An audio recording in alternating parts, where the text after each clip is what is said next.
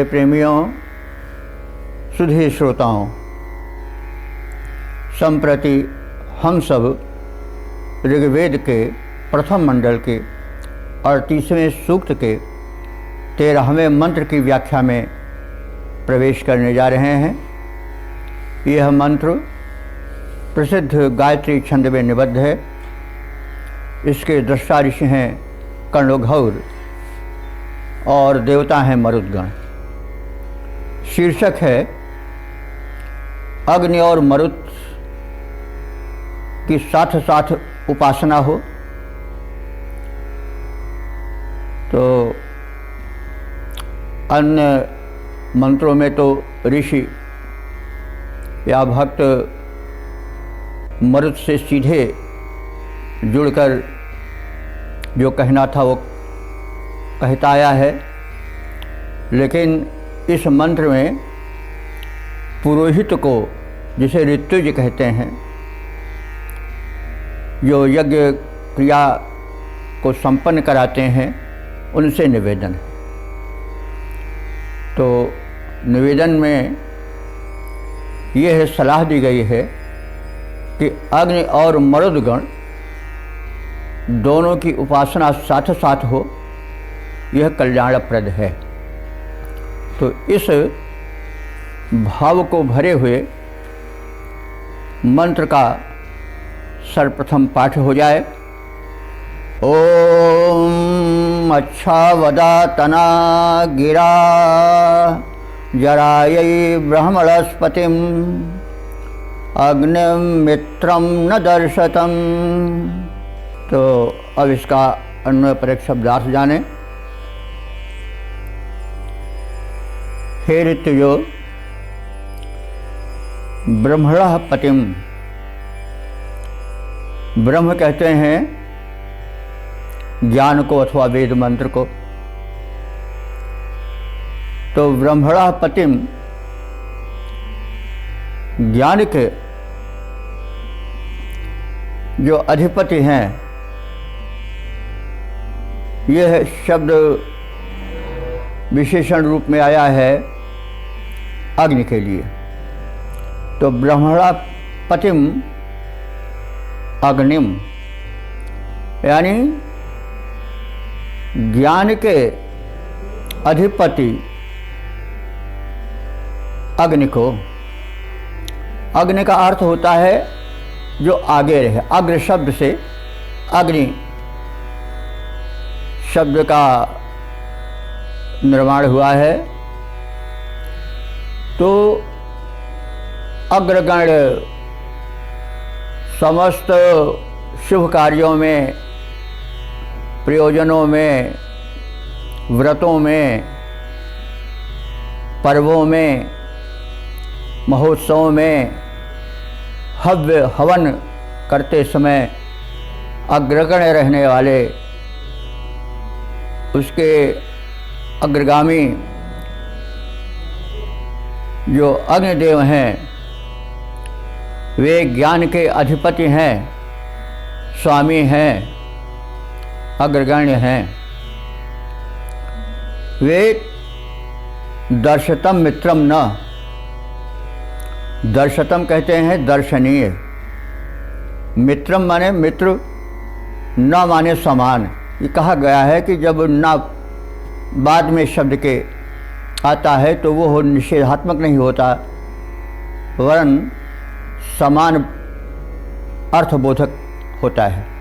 तो मित्रम न माने मित्र के समान। किस मित्र के समान? दर्शतम मित्रम न, दर्शनीय सुशोभन मित्र के समान। जरायै, जरायै कहते हैं स्तुति करने के लिए। जरा शब्द तो प्रचलित है बुढ़ापे के लिए, लेकिन जरा शब्द जो है वह निघंटु में आया है स्तुति के लिए, स्तुति अर्थ में प्रयोग हुआ जरा। इसी से जरितारा स्तुतिकर्ता भी बनता है। तो जरा निघंटु 10:8 में स्तुति अर्थ में प्रयुक्त माना गया है। तो जरा से जरायई बनता है, चतुर्थी एक वचन। तो जरायई माने अस्तुति के लिए, तो जरायई अस्तुति के लिए। तना, तना कहते हैं, तनोति विस्तार बोधक अर्थ है। तन माने विस्तार होता है, तो तना माने विस्तारार्थ यानी प्रकाशित करने के प्रयोजन से। गिरा माने वाणी, वाणी से मतलब वेदवाणी, वेद मंत्र। वैसे गी शब्द है गिरा, तृतीया गी का गिरा। तो गिरा माने वाणी यानी वेदवाणी से या वेदवाणी द्वारा। अच्छवद अच्छी तरह से, सुशोभन रीति से। वद माने बोलो यानी सराहना करो। मतलब ये हुआ कि हे ऋतुजो, आप सब अग्नि और मरुत परस्पर मित्र हैं, यह बात जानो, ध्यान में रखो। और यह भी जानो कि ये दोनों ज्ञान के अधिपति हैं। विशेष करके अग्निदेव ज्ञान के अधिपति हैं और ये मित्र रूप हैं। अग्नि और मरुतों में मित्रता है, यह कई बार शास्त्रों में भी कहा गया है। और मरुत्सखा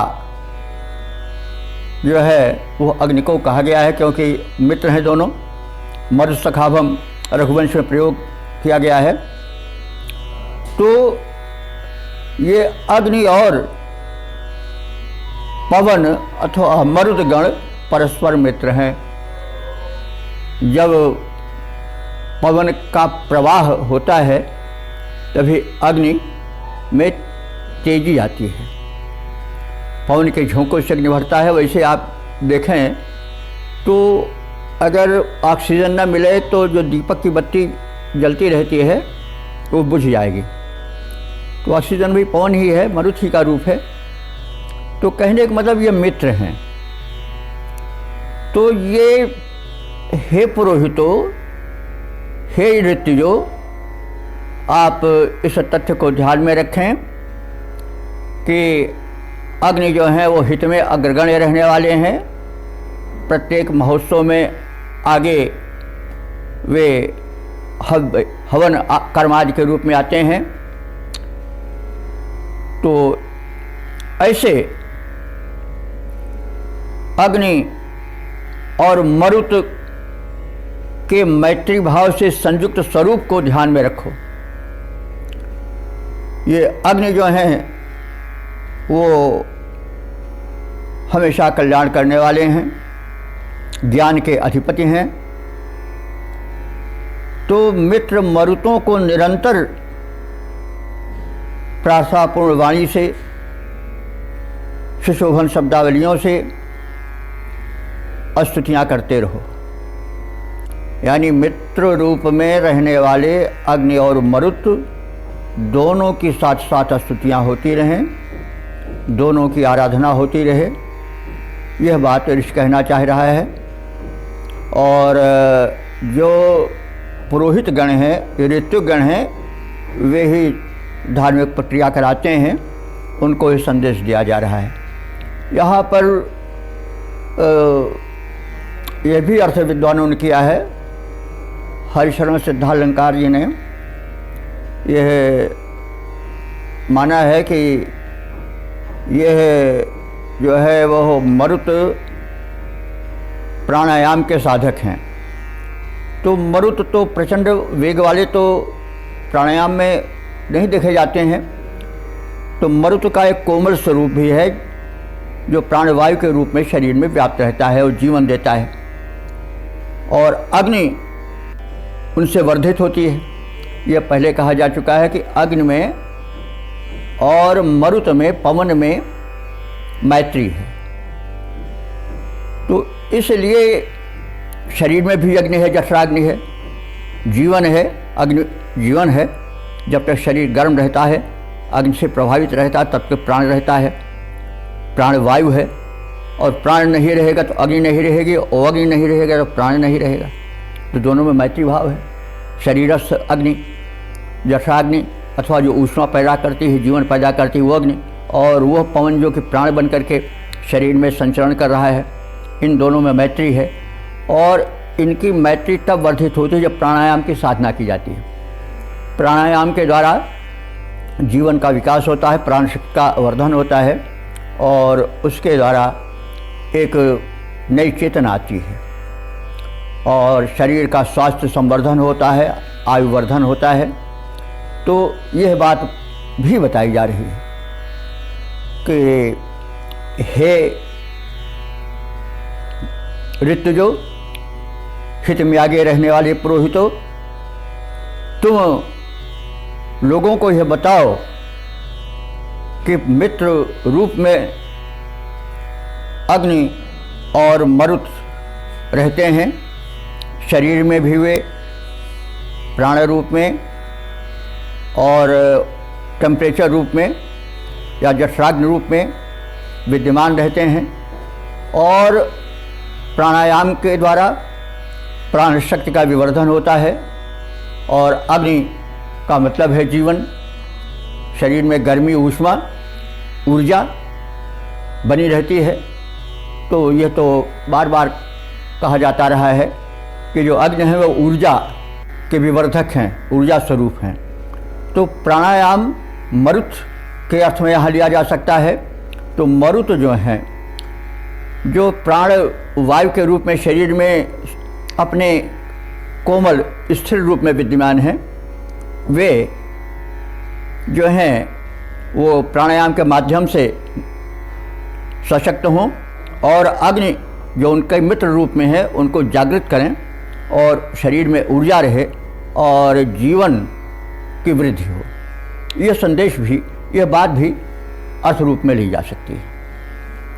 तो इस तरह से ऋषि कह रहा है कि ये अग्नि और जो मरुत हैं ये परस्पर मित्र हैं।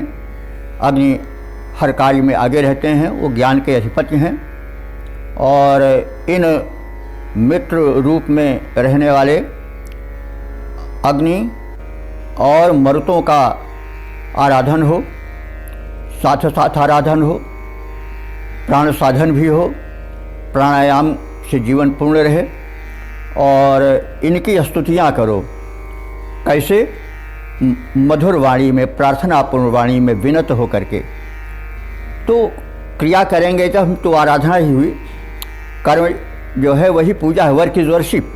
तो हम जब साधना करेंगे तो वो साधना ही आराधना होती है, देवता उसी से प्रसन्न होते हैं। तो इस प्रकार से हम उनसे विनम्र होकर के उनकी उपासना करें, और सुशोभन शब्दावलियों से उनका गुणगान करें, ताकि उनकी महत्ता हमारे हृदय में जम जाए और हम उनके सेवक बने रहें, और अपने जीवन को शक्तिशाली, शक्ति संपन्न, दीर्घायुष्य युक्त बनावें। तो अब हम इसका पद्य रूपांतरण देख लें। अग्नि मित्र मरुतों को ऋतु गण प्रार्थना सुनाओ। हे ऋतु गण, अग्नि मित्र मरुतों को ऋतु गण प्रार्थना सुनाओ। शोभन शब्दावलियों से स्तुति कर उन्हें बुलाओ। अग्नि मरुत हैं मित्र, ज्ञान के अधिपति हैं कहलाते। शोभन शब्द पूर्ण स्तुतियों से प्रसन्न हो जाते। महिमा की सराहना कर उनको अनुकूल बनाओ। अग्नि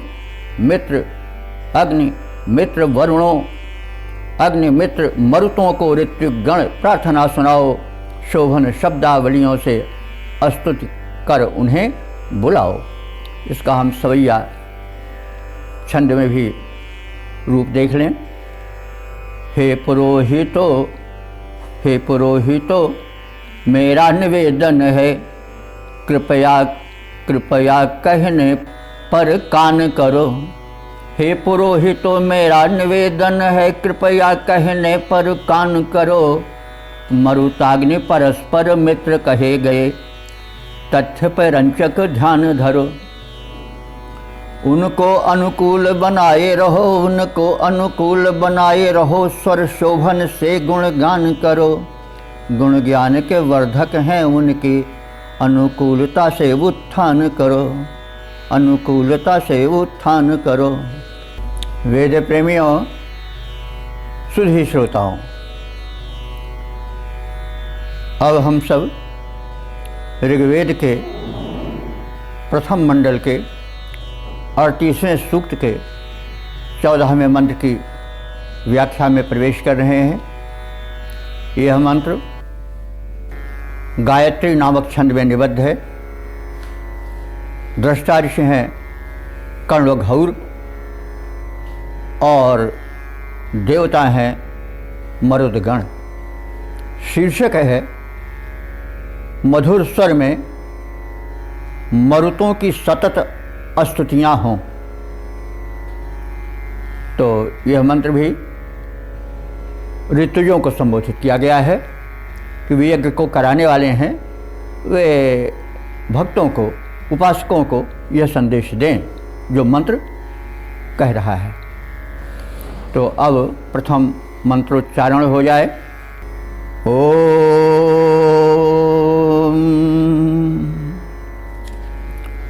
मिमेह श्लोकमासे पर्जन्य इव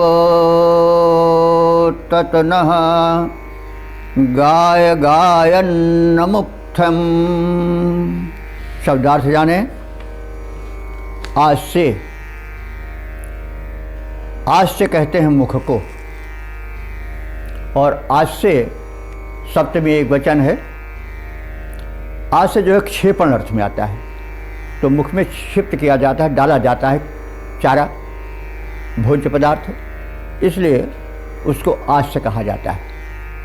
सप्तमी आस्य का सप्तमी वचन है आस्य, यानी मुख में या मुख के अंदर ही, मुख में ही, आज से मुख में ही श्लोकम मिमीहि, श्लोकों को यानी छंद को, मिमीहि माने रचित करो। श्लोकम मिमीहि, श्लोकों की रचना करो। और ये ऋतुजों से कहा जा रहा है कि हे ऋतुजो, तुम अपने मुख द्वारा श्लोकों की रचना करो अथवा पाठ करो। पर्जन्य इव, पर्जन्य कहते हैं मेघ को, पर्जन्य मेघ को, बादलों को। तो पर्जन्य इव माने बादल की भांति, मेघ की भांति। ततनः, उन श्लोकों को, छंदों को, ततनः माने विस्तारित करो। तन धातु पहले कहा गया नहीं, विस्तार के अर्थ में आता है। तो ततनः माने उन्हें विस्तारित करो। गायत्रम, गायत्रम कहते हैं गायत्री छंद। गायत्री वेद का प्रसिद्ध छंद है 24 मात्राओं वाला। तो गायत्रम, गायत्री छंद में रचे हुए उक्थ्यम, उक्थ्यम माने काव्य, छंद का गाय माने गायन करो। तो हे ऋतुजो, तुम सब अपने मुख से रचित श्लोकों का गायन करो। और जैसे मेघ वर्षा का विस्तार करते हैं, वैसे तुम इन सुखद, जीवनप्रद, शांतिदायक, स्तुति विषयक मंत्रों का विस्तार करो, प्रचार प्रसार करो। गायत्री छंद में रचे हुए काव्य का गायन करो। यहाँ पर गायत्री छंद को महत्ता दी गई है। और गीता में भी भगवान कृष्ण ने कहा है कि मैं छंदेषु गायत्री, मैंने छंदों में मैं गायत्री छंद हूँ। विभूति योग वर्णन में कहा गया है कि हे अर्जुन, मैं छंदों में गायत्री छंद हूँ। तो यहाँ पर भी ऋषि कह रहा है कि गायत्री छंद में गायन करो। इसका मतलब हुआ गायत्री छंद महत्वपूर्ण छंद है। तो अर्थ ये हुआ कि हे ऋत्विकगण, अपने मुख से रचित श्लोकों का पाठ करो और उनके अर्थ को, उनकी ध्वनियों को प्रचारित प्रसारित करो। जैसे मेघ वृक्ष को प्रचारित प्रसारित करके एक शीतलता और एक जीवन प्रदान करते हैं, वैसे ही तुम भी करो। वेदार्थ का विस्तार करो और गायत्री छंद में रचे हुए काव्य का गायन करो। तो इस संदेश को हम छंदोबद्ध रूप में देख लें। हे ऋत्विकगण, स्तुति मूलक श्लोकों की रचना करिए, फिर मेघ सदृश विस्तृत करके उनमें अति व्यापकता भरिए। गायत्री सुंदर छंद, उसी में अपने पावन भाव भरो, फिर रचित काव्य का मधुर स्वरों में मिलकर सस्वर गुणगान करो। इस प्रकार संपूर्ण लोक के हित का ध्यान सदा धरिए। हे ऋत्विकगण, स्तुति मूलक श्लोकों की रचना करिए, फिर मेघ सदृश विस्तृत करके उनमें अति भव्य भाव भरिए। तो इसका हम सवैया छंद में रूप देख लें। स्तुति करतावो बना कविता, स्तुति करतावो बना कविता, मरुतों का सदा गुण गान करो। घन ज्यों करते बढ़ के वर्षा, तुम वैसे ही छंद विधान करो। मरुतों को बना अनुकूल सदा, जनमंडल का कल्याण करो। रह जाए अभाव का नाम नहीं, जग का उपकार महान करो। स्तुति करतावो बनाओ, स्तुति करतावो बना कविता, मरुतों का सदा गुण गान करो, मरुतों का सदा गुण गान करो। ओम। वेद प्रेमियों, सुधी श्रोताओं, संप्रति हम सब ऋग्वेद के प्रथम मंडल के 38वें सूक्त के 15वें मंत्र की व्याख्या में प्रवेश करने जा रहे हैं। यह मंत्र इस सूक्त का अंतिम मंत्र है। इस मंत्र के दृष्टा ऋषि हैं कर्णघौर। मंत्र गायत्री नामक प्रसिद्ध छंद में निबद्ध है। इसके देवता हैं मरुद्गण। शीर्षक है मरुद्गणों का सतत गुणगान होता रहे। तो अब हम प्रथम मंत्र का पाठ कर लें। ओम वंदस्व मारुतं गणं त्वेषं, धनस्युमाकर्णिम् अस्मे वृद्धा असन्निह। शब्दार्थ जाने। यह ऋत्विक गणों को, पुरोहितों को संबोधित करके कहा गया है और उन्हें सम्मति दी गई है कि हे ऋतुजों, तेषम, तेषम कहते हैं तेजस्वी। हे ऋतुजो, मरुदगण बड़े तेजस्वी हैं। तेषम, तेजस्वी हैं। और पनस्वितम माने अस्तुत्य हैं। कोई इसलिए नहीं अस्तुत्य होता कि वह केवल तेजवान है, तेज दुष्टों में भी होता है, लेकिन वह अस्तुत्य नहीं है। यहाँ मरुदगणों को अस्तुत्य कहा गया है, पनस्युम कहा गया है।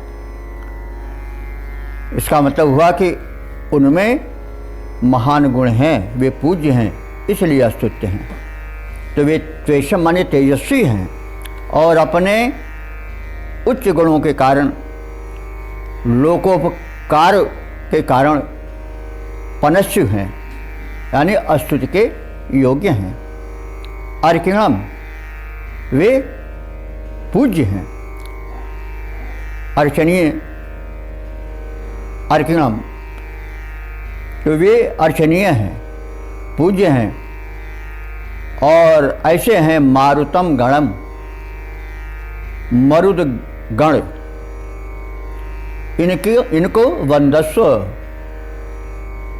वंदना से सुशोभित करो, यानी इनकी वंदना करो, उपासना करो।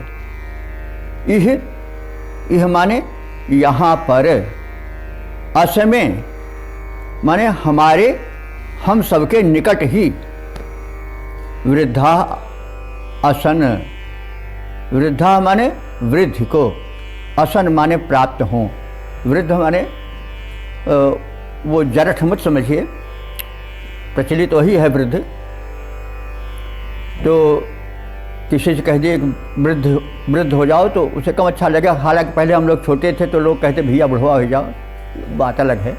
तो वृद्ध माने विकसित, बढ़ा हुआ। तो जो बढ़ा हुआ होता है उसको वृद्ध कहते हैं। तो ठीक है, वयोवृद्ध होते हैं, ज्ञान वृद्ध भी होते हैं। तो वृद्ध, वृद्धा असन, तुम अपनी बढ़ती को, वृद्धि को प्राप्त हो। तो ये तो शब्दार्थ हुआ।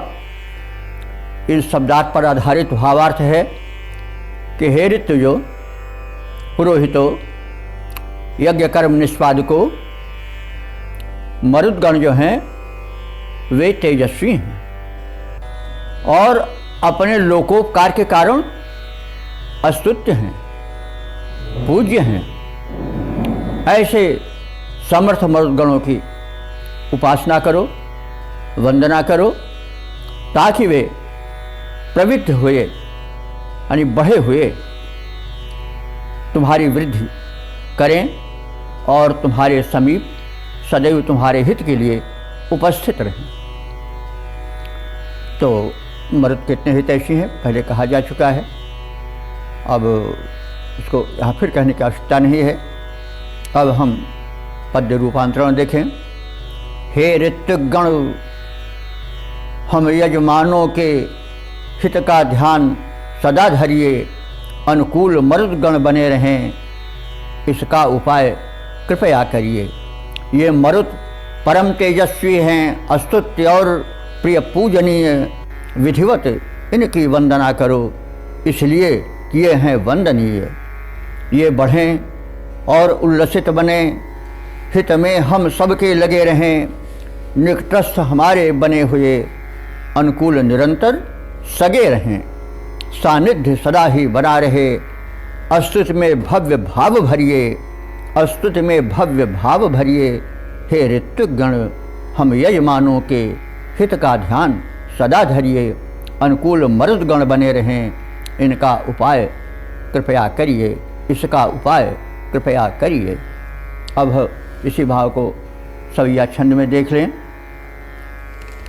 गण हैं मरुतों के महान बड़े, गण हैं मरुतों के महान बड़े, गुण ज्ञान भरे यह ध्यान रहे, बलवान बड़े तपते, बलवान बड़े तपते, तप तेज भरे, बलवान बड़े तप तेज धरे, करते वे सदा कल्याण रहें, अनुकूल बने वे समीप रहें, करते हित हेतु विधान रहें, स्तुति करता वो बलि मरुतों के, तो होते सदा गुण गान रहें, स्तुति करता वो बलि मरुतों के, तो होते सदा गुण गान रहें। गण हैं मरुतों के महान बड़े, गुण ज्ञान भरे यह ध्यान रहे, गुण ज्ञान भरे यह ध्यान रहे, बलवान बड़े तप तेज धरे, करते वे सदा कल्याण रहें। तो इस प्रकार से हमने इस 38वें सूक्त के 15वें मंत्र की व्याख्या शब्दार्थ सहित जान ली। अब इस संपूर्ण सूक्त से परिचय संक्षिप्त रूप में प्राप्त कर लें। ऋग्वेद के इस प्रथम मंडल के 38वें सूक्त में कुल 15 मंत्र हैं। सभी मंत्र गायत्री छंद में निबद्ध हैं।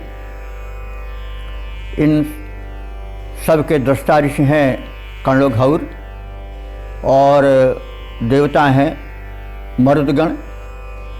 छंद गायत्री है और अब तक व्याख्यायित संपूर्ण मंत्रों की संख्या 471 हो गई है। तो अब इस सूक्त में मरुतों को किस रूप में देखा गया है, इसका संक्षिप्त परिचय प्राप्त कर लें। मरुत उग्र भी हैं, शांत प्रकृति के भी हैं। जब वे मनमानी करते हुए मेघों को नियंत्रित करते हैं तब उनका उग्र रूप होता है। जब वे तूफान बन जाते हैं, चक्रवात बन जाते हैं, तो उनका उग्र रूप होता है। इस उग्र रूप के कारण उनको रुद्रीय कहा गया है। रुद्र के पुत्र कहा गया है। रुद्र को हम सब जानते हैं। वे मतलब रुद्र का अर्थ भी जान लीजिए, रोदयति शत्रुन दुष्टान वा इति रुद्र। जो दुष्टों को और शत्रुओं को रुला दे वह रुद्र है। तो ये रुद्र के पुत्र हैं। तो इसलिए प्रचंड भी हैं। इनको कृष्ण मात्रा भी कहा गया है। कृष्ण गाय को अथवा धरती को भी कहते हैं। तो गाय भी बड़ी सीधी सादी है और पृथ्वी भी बड़ी क्षमाशील है।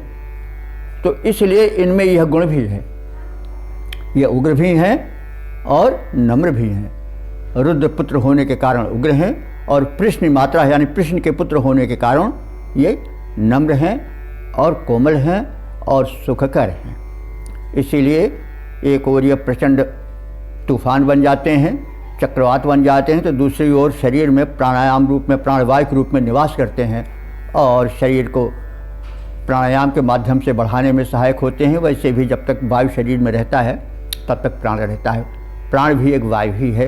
तो वहाँ पर उनका नम्र रूप देखा जाता है। इन्हें मरुत्सखा भी कहा गया है क्योंकि वायु और अग्नि में बड़ा मेल है। शरीर में जब तक वायु रहती है तभी तक अग्नि भी रहती है और जब तक अग्नि रहती है तभी तक वायु भी रहती है। और इस प्रकार से ये अग्नि और मरुत दोनों मित्र हैं। ये भी सूक्त में बताया गया है। और ये बताया गया है कि ये बड़े कोमल स्वभाव के भी हैं। और यह भी बताया गया है कि इनके प्रति भक्ति भी करनी चाहिए और पिता और पुत्र का भाव रखना चाहिए, विनम्र रहना चाहिए। और यह भी कहा गया है कि ये कल्याणकारी हैं। और यह भी बताया गया है कि ये उस वर्षा के और मेघों के नियंत्रक हैं। और इसको हम मानसूनी पवन के रूप में भी जान सकते हैं, इस रूप को। तो इस तरह से पृथ्वी का कल्याण करने वाले, उसकी प्यास बुझाने वाले, मानसूनी रूप में धरती को जल देने वाले, तरबतर करने वाले, कल्याण करने वाले, शरीर में रह करके प्राण रूप में शरीर को संभाले और सशक्त ऊर्जा संपन्न रखने वाले पवन कितने उपयोगी हैं, प्रत्यक्ष देवता हैं। इनका हमें सत्कार करना चाहिए, इनका गुणगान करना चाहिए और इन्हें सदैव साधना चाहिए। तो हवन आदि द्वारा पवित्र करना चाहिए और प्राणायाम के साधना द्वारा शरीर को पुष्ट करना चाहिए। आदि आदि बातें संदेश रूप में जानी जा सकती हैं। मरुदगण जो हैं वो सक्रिय रहते हैं, सदैव चलते रहते हैं। इसलिए मनुष्य को भी सदैव सक्रिय रहना चाहिए और जीवंत रहना चाहिए। यह संदेश विशेष रूप से इसमें दिया गया है।